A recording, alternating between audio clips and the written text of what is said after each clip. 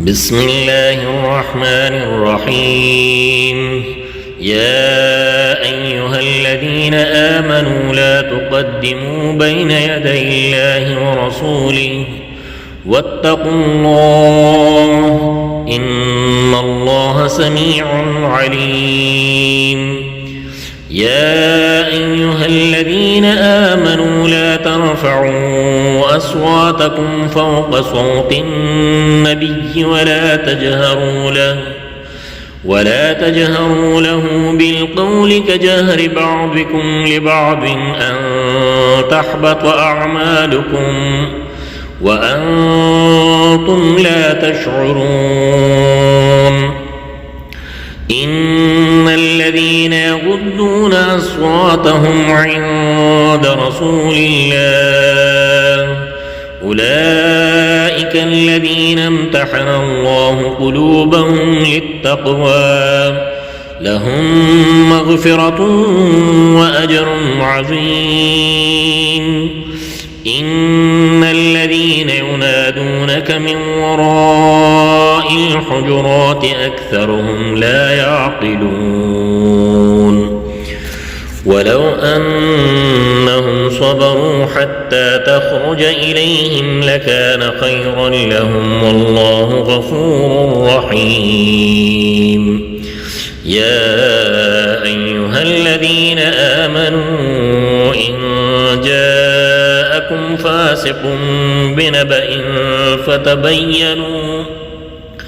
بنبأ فتبينوا أن تصيبوا قوما بجهالة فتصبحوا على ما فعلتم نادمين. واعلموا أن فيكم رسول الله لو يطيعكم في كثير من الأمر لعنتم ولكن الله حبب إليكم الإيمان وزينه في قلوبكم وكره إليكم الكفر والفسوق والعصيان أولئك هم الراشدون فضلا من الله ونعمة والله عليم حكيم. وإن طائفتان من المؤمنين اقتتلوا فأصلحوا بينهما فإن بغت إحداهما على الأخرى فقاتلوا التي تبغي